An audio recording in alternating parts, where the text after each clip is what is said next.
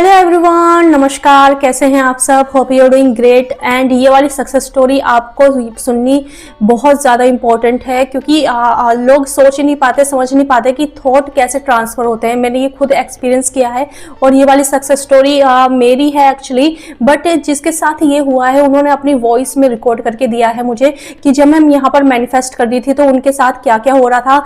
Actually ये मेरी एक क्लाइंट हैं। तो जब ये स्टार्टिंग में आई थी मेरे पास, तो एक्चुअली होता है ना कि हमारे पास कोई क्लाइंट आता है, फिर हमारी थोड़ी सी उससे बातचीत होती है, मैं पूछती हूँ उनसे क्या प्रॉब्लम है क्या नहीं।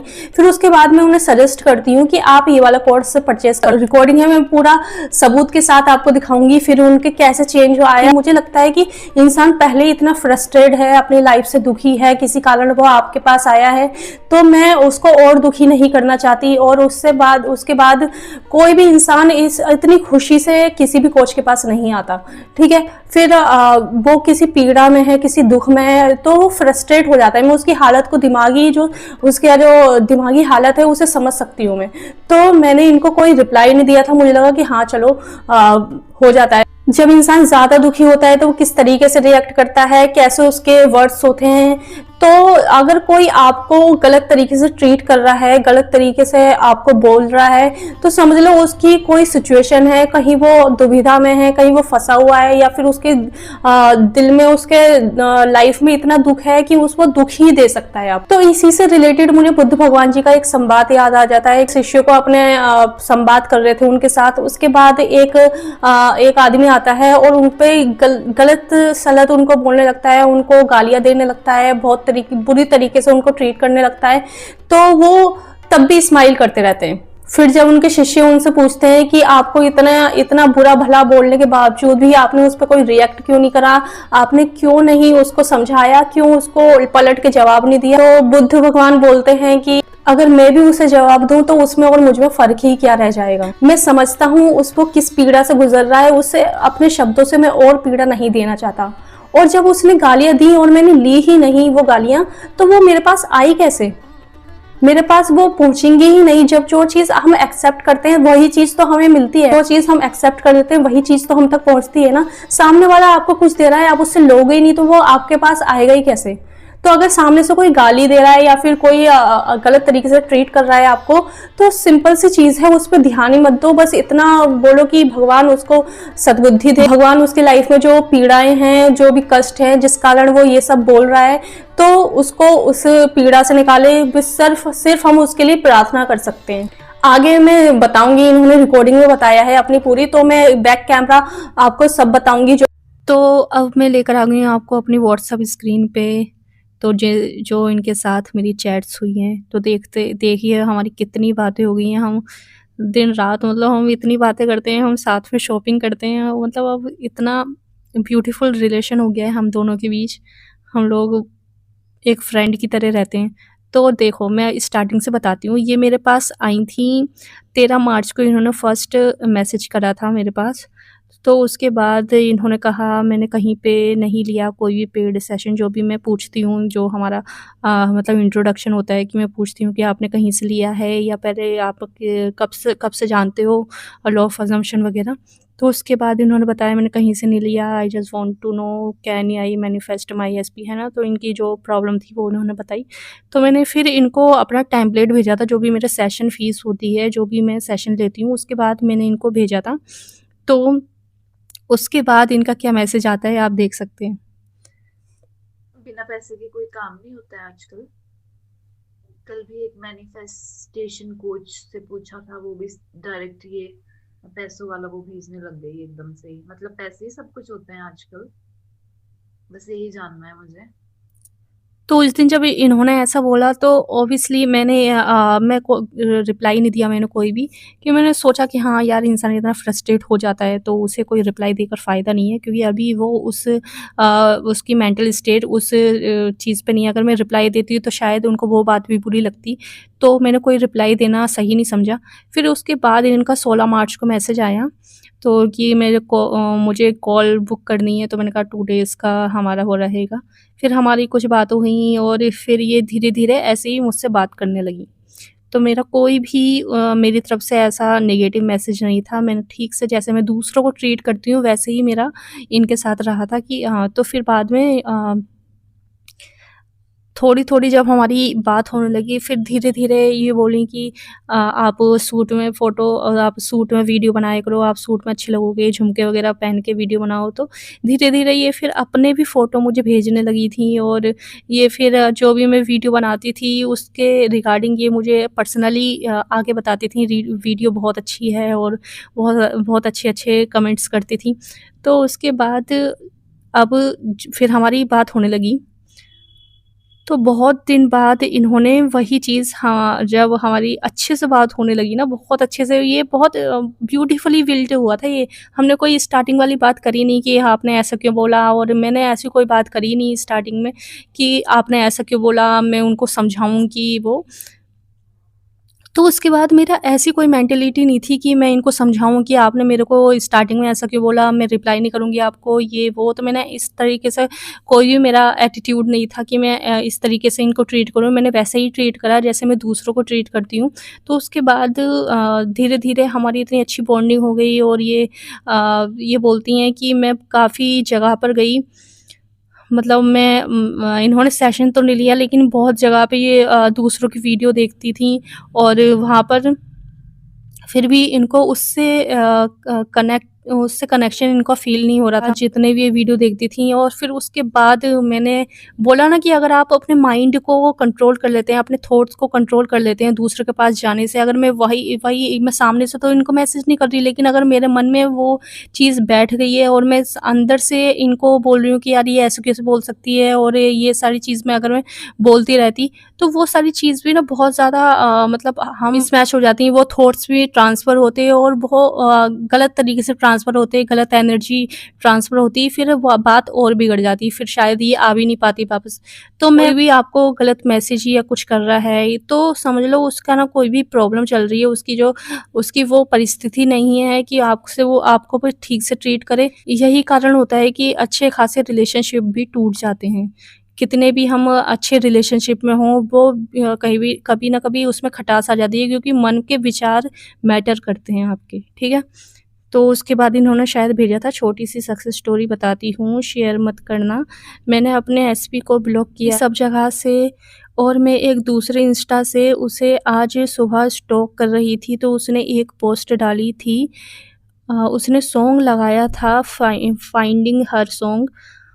तो मुझे पता नहीं क्यों ऐसी स्ट्रॉन्गली फीलिंग आ रही है कि वो सॉन्ग मेरे लिए ही लगाया था, और मैं स्क्रिप्टिंग भी कर रही हूँ। मुझे अभी स्क्रिप्टिंग करे हुए 4 दिन हुए हैं। उसकी पोस्ट को भी लगभग 5 दिन ही हुए हैं। फिर बाद में लिखती है, एंड यूट्यूब वीडियो तो बहुत सारे लोग बनाते हैं, लेकिन आपसे अलग कनेक्शन फ़ील होता है। तो धीरे-धीरे ये बॉन्ड हमारा बिल्ट होने लगा था यहाँ से।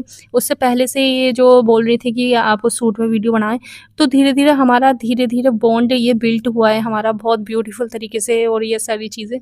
मैं पूरी चीज़ आपको इसलिए दिखा रही हूँ कि आप जब अपने थॉट कंट्रोल कर लेते हो, अपने आप के थॉटों को दूसरों की जगह दूसरे इंसान पे हावी नहीं होने देते, गलत चीज़ें आप ट्रांसफ़र नहीं करते, तो देखो कहीं कभी न कभी वो रिज़ल्ट मिलता ही है। अगर मैं उसी दिन उनको बोल देती, नहीं आपने ऐसा क्यों बोला, ये चीज़ गलत है, ये तो मेरी फ़ीस है, और ये तो मेरा काम है, तो वो चीज़ उसी की मैं फ़ीस ले रही हूँ, तो वो चीज़ गलत होती, ठीक है? तो उससे पहले पता है, उससे पहले से मैं सोच रही थी कि मैं ना इनकी सक्सेस स्टोरी, जो ये वाली मेरी सक्सेस स्टोरी है, कि इनका हृदय कैसे परिवर्तन हुआ, मैं शेयर करूँगी। मैंने सच में ये सोचा था कि मैं ये चीज़ शेयर करूँगी, कैसे हम सामने वाले का हृदय परिवर्तन कर सकते हैं।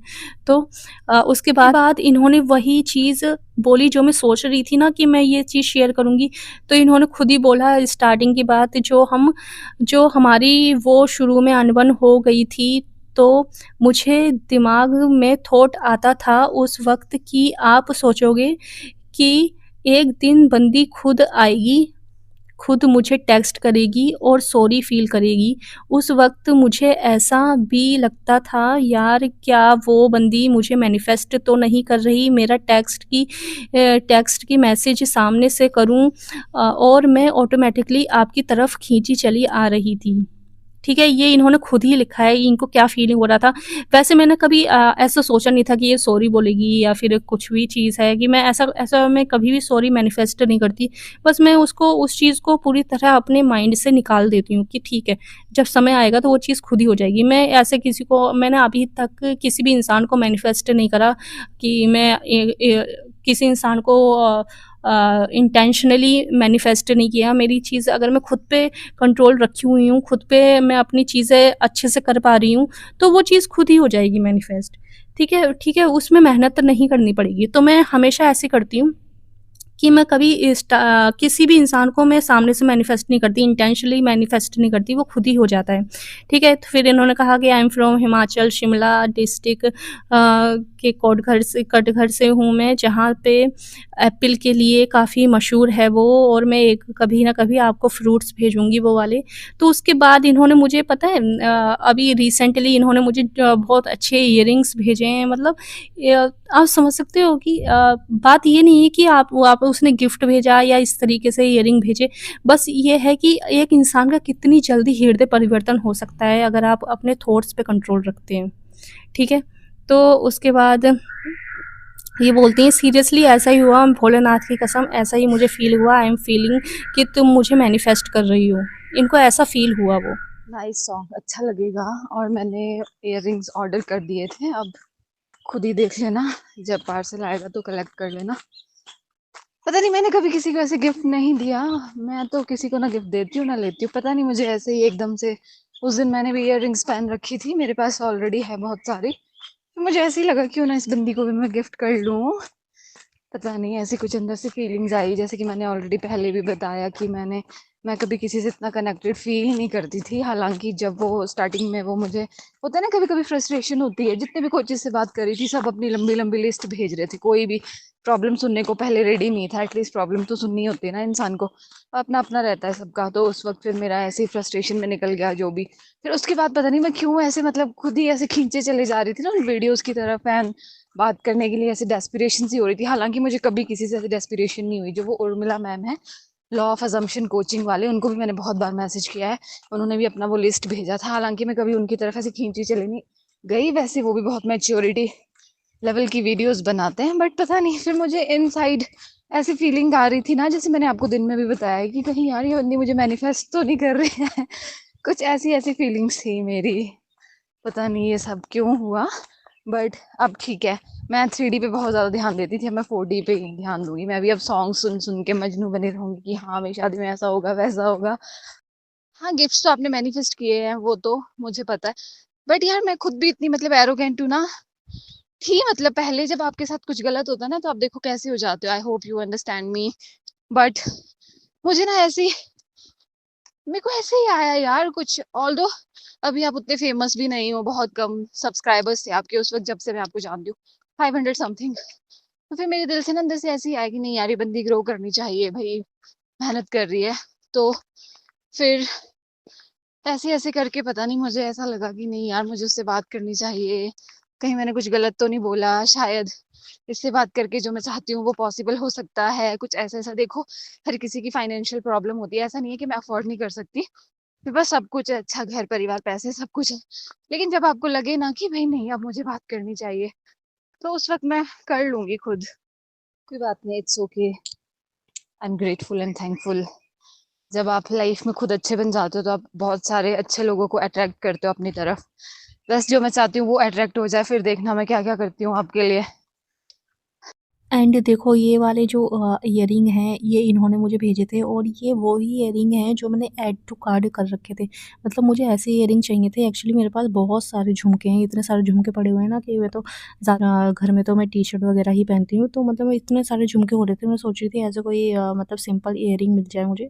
तो मैंने ना इसे ऐड टू कार्ट कर रखा था। मैंने फिर इनको बताया भी, जब इन्होंने भेजा, दिखाया ना मुझे कि मैंने आपको ये भेजा है, तो मैंने कहा अरे यार, ये तो मैंने ऐड टू कार्ट कर रखा है। बिल्कुल सीरियसली वही चीज़ इन्होंने मुझे भेज दी। देखो मैंने ज़्यादा बिल्कुल भी डिफरेंस नहीं है, सिमिलर है काफ़ी चीज़ें। तो छोटे-छोटे ये जो इयररिंग होते हैं ना, वो अच्छे लगते हैं, वैसे खूबसूरत लगते हैं। तो मैंने ऐसे ही ऐड टू कार्ट कर रखा था इसे। तो बहुत ज़्यादा प्यारे लग रहे हैं। अभी मुझे ये पार्सल रिसीव हुआ है। तो अभी मैं फ़ोटो दिखाती हूँ। ये वाले ईयरिंग मुझे रिसीव हुए हैं जो इन्होंने भेजे थे, और बहुत ही ज़्यादा सुंदर हैं, बहुत ज़्यादा पहन सकते हैं सूट पे, जीन्स पे। तो मैंने इसलिए ऐड टू कार्ट कर रखा था, और जो मैंने ऐड टू कार्ट कर रखा था उसके बाद ऐड टू कार्ट कर रखा था वही चीज़ मुझे गिफ्ट में इन्होंने दे दी। तो ये सारी आपकी एनर्जी ही तो है, ये जो भी आप एनर्जी बनाते हो वही चीज़ तो है ये आपके पास। आपके पास वही चीज़ तो आती है जो आप एनर्जी सेंड करते हो। मेरे से ज्यादा तो ये आपकी सक्सेस स्टोरी है, आपने मैनिफेस्ट किया था।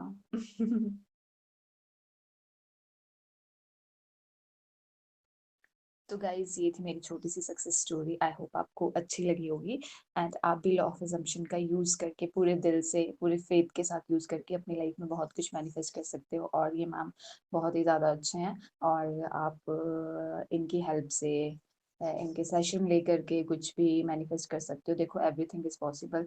पॉसिबल तभी होता है जब आप विश्वास करते हो और एक अच्छे कोच से आप कंसल्ट करते हो इस चीज़ से रिगार्डिंग, तो आपको सक्सेस डेफिनेटली मिल ही जाती है। तो मैं आपको भी यही सजेस्ट करूंगी, इफ़ यू वांट देन आप मैम से बात करिए। इनसे बात करके ही बहुत अच्छा लगता है। इवन मुझे तो जब मैंने बात करी तो मुझे ऐसा लगता है कि बस सब कुछ पॉसिबल है, मैं कुछ भी कर सकती हूँ, कुछ भी कर सकती हूँ। जब भी मैं लो फील करती हूँ तो मैं मैम को एकदम से मैसेज कर लेती हूँ, और इन्होंने कभी ऐसे भी नहीं किया कि होते हैं बहुत सारे जो रिप्लाई नहीं करते हैं, ये मुझे इंस्टेंट रिप्लाई देते हैं और बहुत अच्छी एक बहन की तरह समझाते हैं और बहुत ही अच्छा गाइड करते हैं। मैं आप लोगों के साथ शेयर करना चाहती हूँ सो दैट आप भी मोटिवेट हो सको। तो एक दिन की बात है, मैं काफ़ी ज़्यादा लो फील कर रही थी, फ्रस्ट्रेटेड फील कर रही थी, तो मेरे सामने इनकी वीडियो आ गई। उस वक्त इनका चैनल शायद 0 से ही स्टार्ट हुआ था, ऑल्दो इनके सब्सक्राइबर्स भी उस वक्त बहुत ही ज़्यादा कम थे। तो फिर मैंने जब इनकी वीडियो देखी, पूरी देखी, मतलब मुझे ऐसा फील हुआ ना इनसाइड कि नहीं यार, ये इंसान ना ग्रो करना चाहिए। मैंने अपने लिए उस वक्त कुछ नहीं सोचा, मतलब होता है ना एक स्वार्थ छिपा होता है कि नहीं मुझे ये मैनिफेस्ट करना है, वो मैनिफेस्ट करना है। मैं अपने स्वार्थ के लिए वीडियो देखती थी, ऐसा नहीं है, मैं दिल से वीडियो देख रही थी और हर एक वर्ड को सुन रही थी। और मुझे मतलब इतना डीप, मतलब इतनी अच्छी वीडियो लगी। मैंने पहले भी लॉ ऑफ अजम्पशन पे काफी सारी वीडियोस देखी है, बट नहीं, जो मैंने वीडियो देखी ना उससे मुझे ऐसा फील हुआ, मतलब मुझे एक बहन वाला फील हुआ। तो एक दिन मतलब कि भाई ये वो मेरी बहन है, मैं उससे कुछ भी मतलब शेयर करूँ तो वो मेरी डेफिनेटली हेल्प करूँ। और फिर मैंने उन्हें टेक्स्ट करा, और उस दिन मैं इतनी ज्यादा फ्रस्ट्रेटेड थी, वो फ्रस्ट्रेशन उन पे निकल गई, मेरी इन मैम पे निकल गई एकदम से ना। मैंने एकदम से इनको बोल दिया कि आजकल हर चीज पैसे से ही होती है, मैं तो जब भी देखो कोई पैसे पैसे पैसे यही करता रहता है। तो बस 2-3 दिन बीत गए, उसके बाद पता नहीं मुझे ऐसा हुआ कुछ ना, जैसे इनकी वीडियो भी सामने आती थी कि नहीं यार मैंने कुछ गलत तो नहीं बोल दिया। मैं मतलब इनसाइड ऐसा सॉरी फील कर रही थी कि नहीं यार मैंने शायद कुछ गलत कर दिया, मतलब ऐसे खींची चली जा रही थी उनकी तरफ। पहले मैं सोच रही थी कि मैं बात नहीं करूंगी, नहीं करूंगी, नहीं करूंगी, और बाद में फिर मुझे ऐसा लगा कि नहीं, मुझे उनसे बात करनी चाहिए। फिर मैंने उनसे बात करी।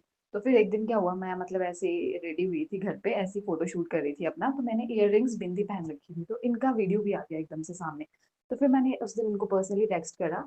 मैं कहा आप भी ना नेक्स्ट टाइम सूट और झुमके वगैरह लगा के वीडियोस बनाना। बोलते ठीक है मैं बनाऊंगी, बट इन्होंने नहीं बनाई। फिर मैंने फिर से टेक्स्ट करा, फिर मेरे अंदर से ना एक दिन ऐसे ही निकला, पता नहीं, कि भाई मुझे उन्हें कुछ गिफ्ट करना चाहिए। मैं कहा मैं ना तुम्हें नेक्स्ट टाइम डेफिनेटली झुमके गिफ्ट करूंगी। तो फिर मैंने ऐसे बहुत सारा सर्च करा ऑनलाइन एप्स पे, शॉपिंग एप्स पे। तो फिर मैं पहले झुमके ऑर्डर करी थी, बट बाद में मैंने इतने प्रिटी से इयर रिंग्स ऑर्डर करे। और फिर जब मैंने, पहले मैं सोच रही थी कि ये सरप्राइज रखूंगी, लेकिन जब मैंने इनको वो चीज बताई तो ये लिटरली शॉक्ड हो गए। और ये भी वही इयर रिंग्स मैनिफेस्ट कर रहे थे, इन्होंने वो एड टू कार्ट में भी डाल रखे थे, सेम वैसे ही। देखो थोड़ा बहुत तो डिफरेंस होता ही है, बट वो एग्जैक्टली सेम ही थे जैसा ये चाह रहे थे। तो मैंने इन्हें वो इयररिंग्स गिफ्ट करे, और मैं इन्हें हमेशा बोलती रहती हूँ कि भाई दीदी आना, मुझसे मिलने आना। तो मैं आप लोगों को भी यही सजेस्ट करूंगी, इफ यू वांट तो आप इनसे बात कर सकते हो, आप बहुत अच्छा फील करोगे, ये बहुत अच्छी है।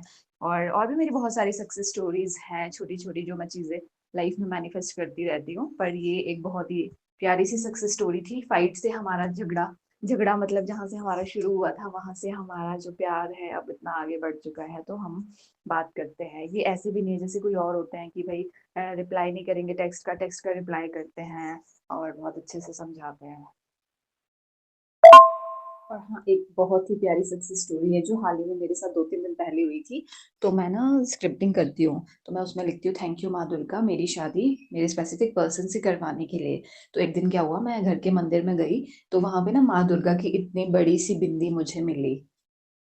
और इस पर लिटरली मैं इतनी ज्यादा खुश हुई, मुझे ऐसा लगा कि मेरी मैनिफेस्टेशन वर्क कर रही है। और फिर मैंने वो बिंदी वहां से लाई और थोड़ी देर मैंने अपने माथे पे लगाई, और फिर मैंने बहुत अच्छा, मतलब मुझे बहुत अच्छी फीलिंग आ रही थी। और फिर क्या कहते हैं, फिर उसके बाद मैंने जो वो बिंदी है वो अपने जिसमें मैं स्क्रिप्टिंग करती हूँ वहाँ पे फ्रंट पेज पे लगा दी मैंने वो। मैं बहुत ज़्यादा खुश थी। मैं लॉ ऑफ अजम्पशन से मतलब एसपी मैनिफेस्टेशन में भी काफ़ी ज़्यादा ग्रो कर रही हूँ। अपनी रियल लाइफ में भी मैं ऐसी ही हूँ। अगर मेरी किसी से अनबन हो गई है तो मैं बिल्कुल शांत हो जाती हूँ, मैं किसी को लौट के जवाब नहीं देती, ताकि वो सामने से, मुझे पता है थोड़ी देर बाद तो हमारा फिर से ऐसी हो जाना है, फिर से हमारा मतलब पहले की तरह हो जाना। दिन रात का काम है क्लाइंट को ट्रीट करना, क्लाइंट से बात करना, तो ऑब्वियसली मेरे पास बहुत टाइप के लोग आते हैं। तो कुछ दिन पहले 10-15 दिन पहले एक और क्लाइंट आई थी मेरे पास और उन्होंने 1 कॉल सेशन लिया था। तो कुछ दिन पहले की बात आपको याद होगी, मेरी तबीयत बहुत ज़्यादा ख़राब हो गई थी, मतलब मेरे गले से बिल्कुल बोला नहीं जा रहा था, आवाज़ नहीं निकल रही थी। तो उस टाइम पर ये क्लाइंट आई थी मेरे पास और इन्होंने ऐसे ही पैसे दिए थे मुझे एक कॉल के लिए।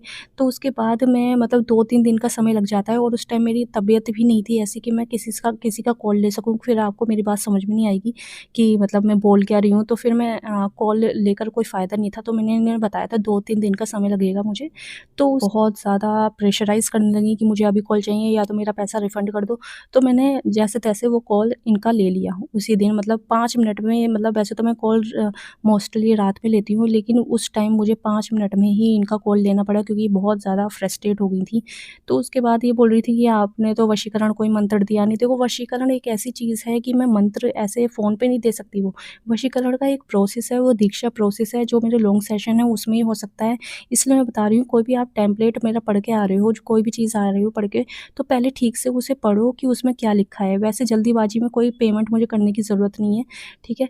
तो उसके बाद इन्होंने मुझे ब्लेम करना चालू कर दिया कि दिस दैट, कि मैंने पैसा मेरा रिफ़ंड कर दो। तो हमारी कॉल पे भी बात हो गई थी। उसके बाद मैंने क्या, तो मेरे 2 महीने में ऐसा पहली बार हुआ कि मतलब मैंने पेमेंट मुझे रिफ़ंड करना पड़ा, क्योंकि जब ऐसे-ऐसे लोग आ जाते हैं ना, फिर आप मतलब कुछ कह भी नहीं सकते। फिर यही है ना कि फिर वो दूसरी जगह जाके आपको क्रिटिसाइज़ करने लगेंगे दूसरे का। मतलब आप समझ रहे हो कि आप कोई इतना टॉक्सिक होके आपको पैसा दे रहा है, तो फिर वो पैसा फलेगा भी नहीं आपको, है ना? तो फिर मैंने रिफ़ंड कर दिया इनको। ये सॉरी 5 अप्रैल का ये टाइम है। उसके बाद इन्होंने क्या करा कि इनको यही चीज़ बोली, आपको तो सब आता है, फिर आपको इस बैच की क्या ज़रूरत है? मैंने इनको ये बोला। फिर ये उल्टा-सीधा मेरे को बोल रही हैं कि इतना एटीट्यूड सही नहीं है। फिर उसके बाद मैंने इनको ब्लॉक करना पड़ा। I am not that type of girl कि मैं सबको ब्लॉक करती फिरूँ। जब ब्लॉक कर दिया, तो जब वहाँ पर इनकी बात नहीं बनी, मैंने इनको ब्लॉक कर दिया, क्योंकि ये मेरे वीडियो कमेंट बॉक्स में आ गए। ये सुनील सिंह राठी 3656 नेम की आईडी है। इन्होंने बोला बहुत एटीट्यूड है भाई इसमें, थोड़ी देर के 800 रुपये ले गई। सेम चीज़ें यूट्यूब पर हैं और यूट्यूब ने बहुत अच्छे चीज़ें बताई हैं। फंसना कोई मत, ब्लॉक कर देती है, फिर इसे फेक कमेंट लगते हैं। जब ऐसी हरकत करोगे तो आपके फेक कमेंट ही लगेंगे। सेकंड चीज़, आपके 800 रुपये, मैंने जो 800 रुपये आपने दिए भी नहीं थे, 700 रुपये दिए थे, 700 रुपये मैं वापस कर चुकी हूँ। तो ऐसे कोई भी चीज़ आप फैलाओ मत। सुनील सिंह नाम से आपने देखा होगा, वही उनका अकाउंट नंबर था, अकाउंट नेम था, और यही आईडी से ये आई वापस।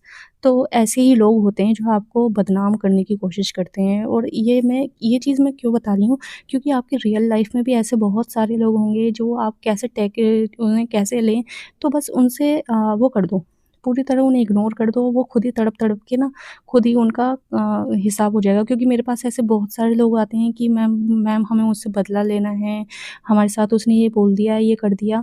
तो मैं उनको बस यही चीज़ बताती हूँ, देखो है ना, बदला बहुत नेगेटिव एनर्जी है। तो देखो, बदला लेकर जो आप बदला लोगे ना, वो बदला कुछ नहीं है। जो भगवान हिसाब करता है ना, उसके आगे वो आपका बदला कुछ भी नहीं है।